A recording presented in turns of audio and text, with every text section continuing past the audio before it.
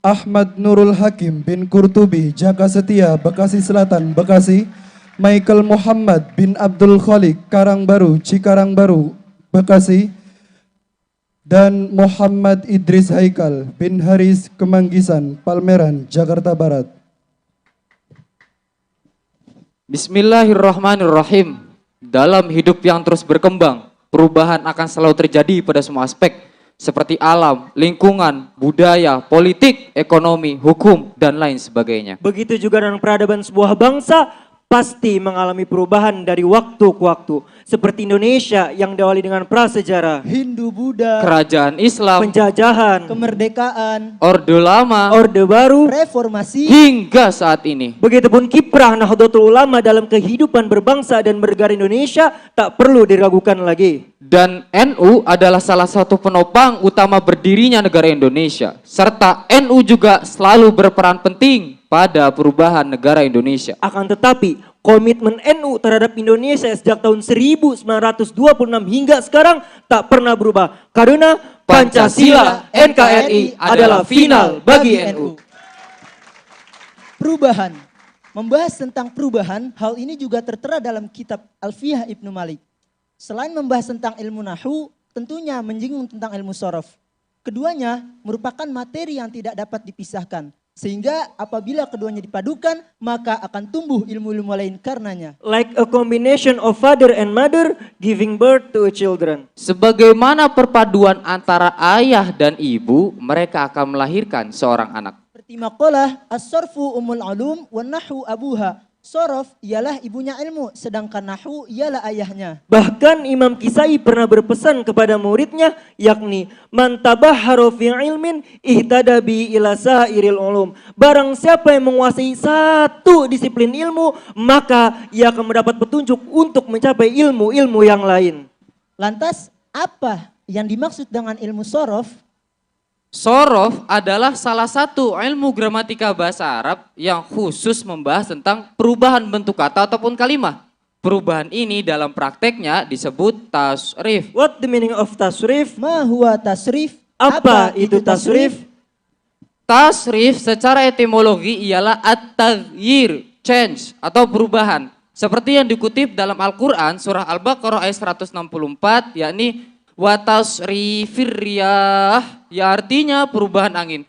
Yang dimaksud perubahan angin di sini ialah perubahan angin dari timur ke barat, dari panas menjadi dingin ataupun sebaliknya. Sedangkan secara terminologi, tasrif diartikan sebagai tahwilul kalimah ila abniyatin mukhtalifah wa taghyiruha li aghrad. Perubahan kalimah dalam bentuk yang berbeda-beda dan perubahannya itu dikarenakan ada tujuan yang dimaksud. Dengan catatan tidak semuanya kalimah bisa ditasrif. Seperti yang terkutip dalam bait Alfiyah yang berbunyi harfun wa shibhuhu minas sarfi bari wa ma siwahu ma bitasrifin hari wa laysa adna min sulasin yura qabila tasrifin siwa maghira.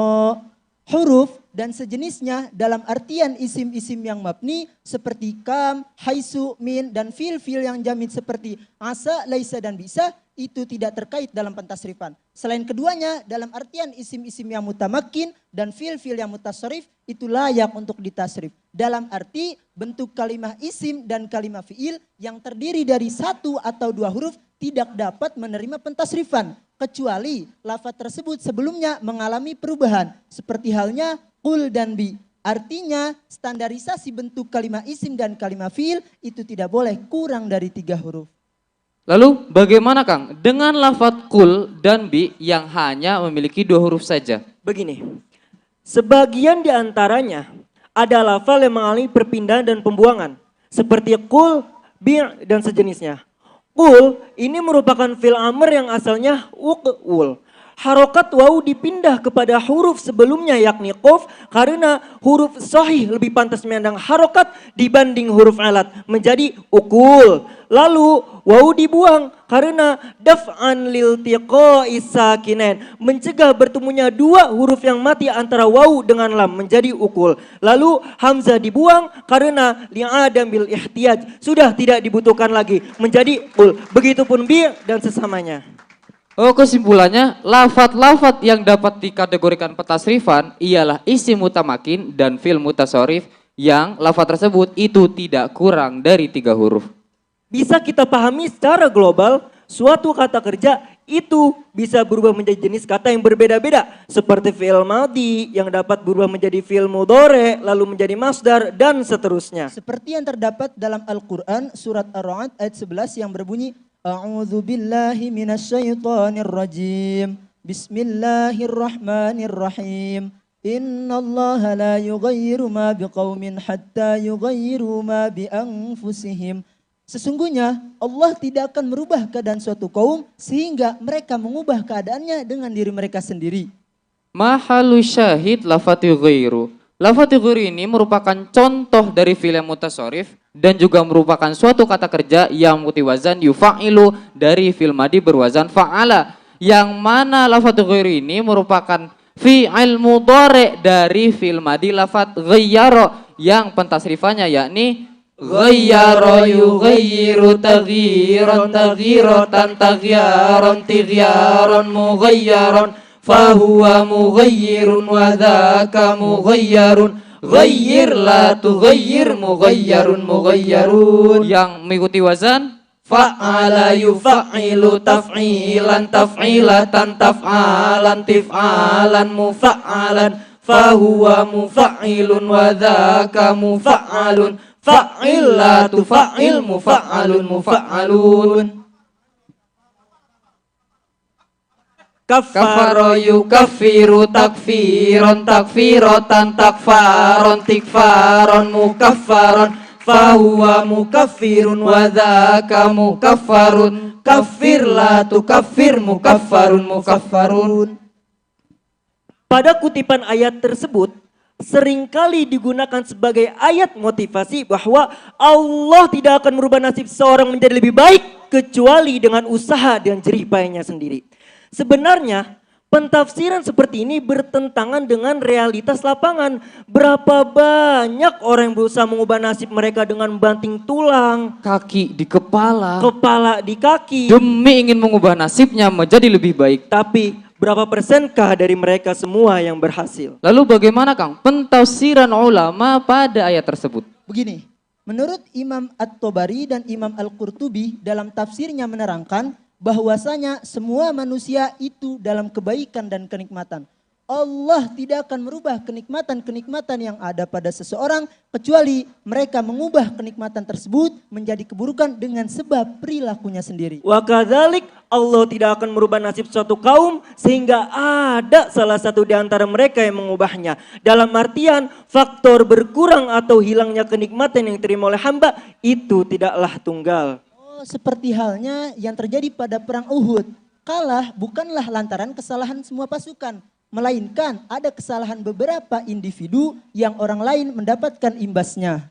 Menjadikan ayat tersebut untuk memotivasi orang lain agar berbuat yang terbaik dan berjuang maksimal merupakan langkah yang positif.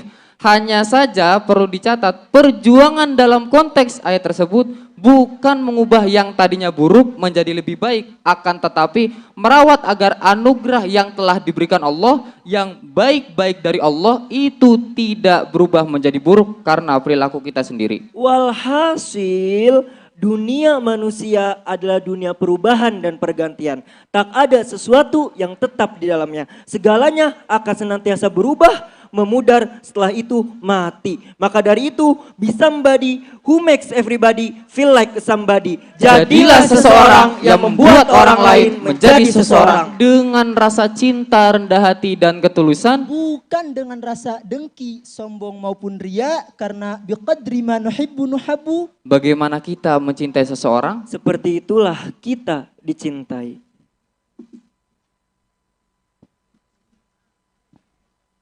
Seluruh khotimin alfiyah dimohon untuk berdiri.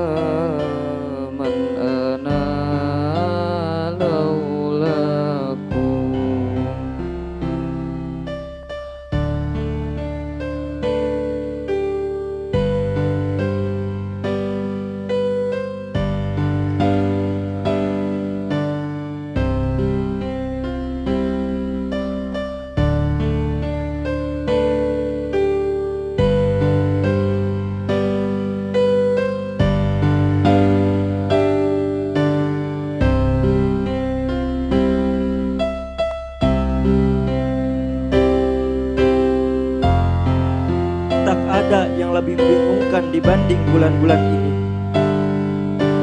Rencana patah diajar pandemi, mimpi remuk sebelum berdiri, hati gundah mencari pasti. Tak ada yang lebih menyesakkan ketimbang pandemi ini.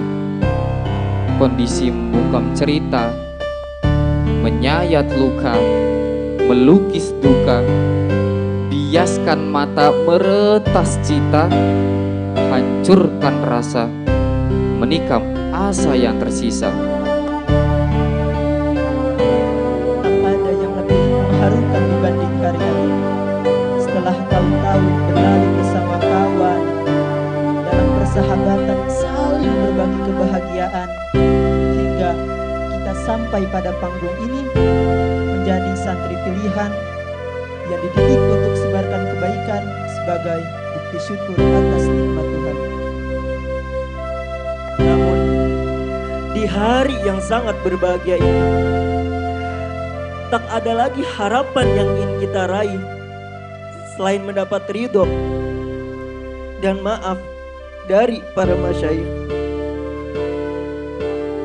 Tak ada pula yang dapat mengungkapkan rasa terima kasih ini untuk hadirnya Kang Said yang selalu menginspirasi, keistiqomahan Kangmu dalam kajian tafsirnya di setiap pagi, Kesabaran Kang Niam dalam mendidik kami, kegigihan Kang Ahmad dalam membangun intelektualitas santri, kepiawaian Kang Muhammad dalam motivasinya kala mengaji, dan ketelatenan Kang Gufron dalam mengoreksi kami. Terlalu banyak yang kau semua berikan, tak sebanding dengan bakti kami yang masih dalam hitungan. Di atas manggung ini, kami ingin menyatakan kepada seluruh pasang mata yang menyaksikan, kami hanya ilalang rumput tanpa kalian.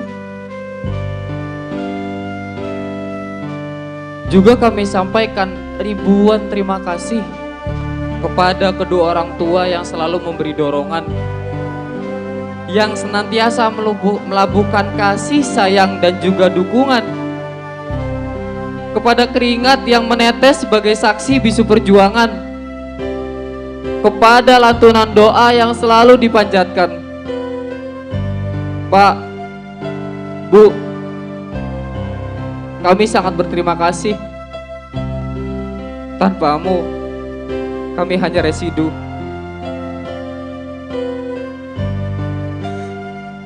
Kepada ketabahan orang tua yang tak terduakan,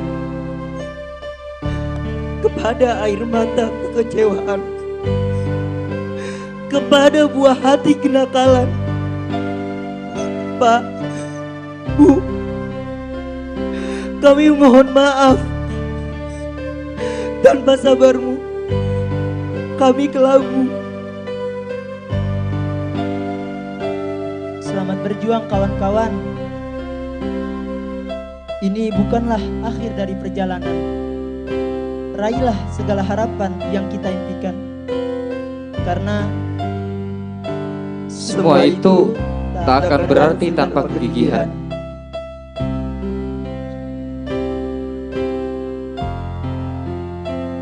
Sekian dari kami.